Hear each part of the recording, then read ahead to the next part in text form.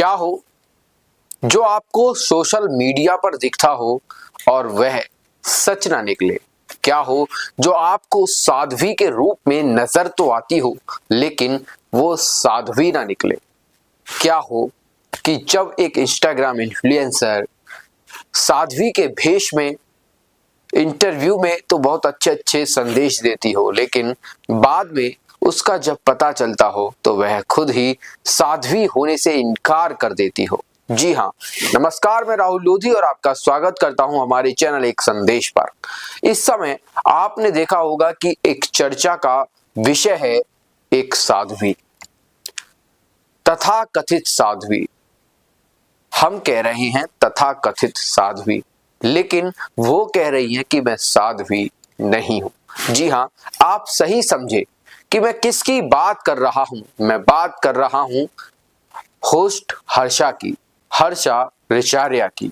जी हां, आज से लगभग 2 दिन पूर्व जब महाकुंभ का शुभारंभ हो रहा था तभी से हर्षा जो है वो पूरे सोशल मीडिया पर छाई हुई है। यहां तक कि महाकुंभ में एक दर्शनीय स्त्री बनकर उभरी है। क्या वह साध्वी है?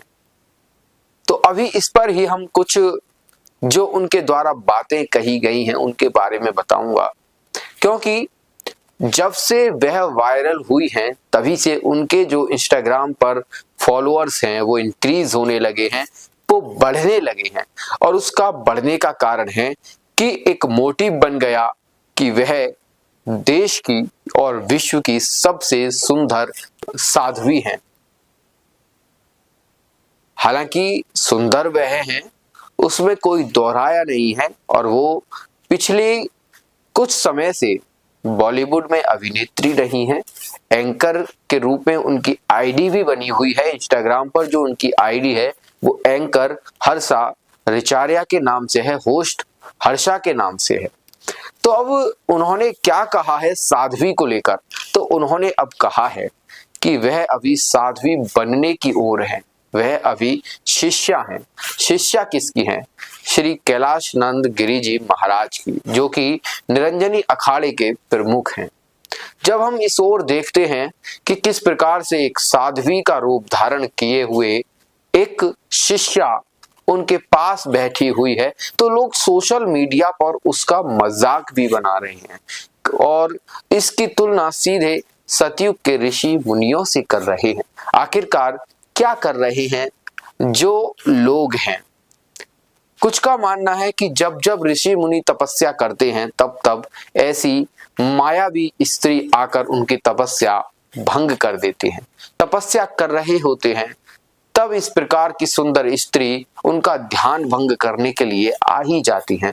हालांकि यह लोगों की राय है। तो क्या कहते हैं, इसको ना देखकर यदि देखा जाए होस्ट हर्षा को, हर्षा रिचार्या को, जो कि इस समय चर्चा का विषय बनी हुई है, हर न्यूज चैनल पर छाई हुई है, हर डिजिटल मीडिया प्लेटफॉर्म पर छाई हुई है, सोशल मीडिया पर छाई हुई है। और उनका खुद का कहना है कि वह साध्वी नहीं शिष्या है और वह इस समय उस जीवन को जी रही है जो हर कोई नहीं जी सकता।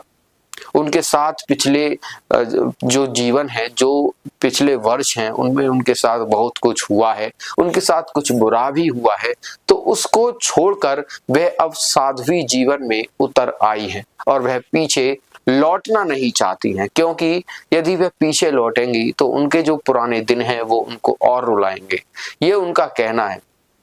बहुत सारे इंटरव्यूज दे रही हैं, बहुत सारे इंटरव्यूज में कह रही हैं कि वह साध्वी है नहीं है, वह केवल और केवल शिष्या हैं और अभी वो बस शिक्षा ले रही हैं इस धर्म की, सनातन धर्म की। और हमने उनकी बहुत सारी जो वीडियोस हैं, जो उनकी रील्स हैं, उनको जाकर सर्च किया, उनको जाकर देखा, तो उन्होंने इन्फ्लुएंसर की तरह प्रयागराज को इन्फ्लुएंस किया है। यानी कि प्रयागराज के जो महाकुंभ है उसको बहुत ज्यादा प्रचारित किया है और उसी का एक, यदि माने तो परिणाम है, उसी का एक परिणाम है कि आज वह प्रयागराज के साथ साथ चर्चा के विषय में है। एक चर्चित शिष्या बन चुकी हैं सनातन धर्म की। अब देखना यह होगा कि आखिरकार वो किस प्रकार से अपना जीवन व्यतीत करती हैं और किस प्रकार से वह अपना जीवन आगे चलाती हैं। अभी एक मैं इंटरव्यू देख रहा था तो उसमें उन्होंने बताया कि वह पीछे लौटना नहीं चाहती, अब वह इसी जीवन से अपना गुजारा करेंगी, क्योंकि इस जीवन में शांति है। इस जीवन में बिल्कुल भी ऐसी चीजें नहीं है जो स्वार्थी पने को दर्शाती हूं।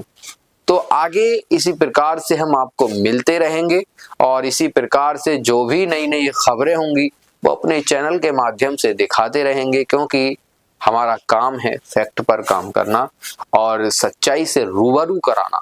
तो मैं राहुल लोधी आपसे विदा लेता हूं। कैसी लगी आपको यह खबर कमेंट बॉक्स में जरूर बताएं, और क्या शिष्या आगे चलकर साध्वी बनेगी, अपनी राय जरूर रखें।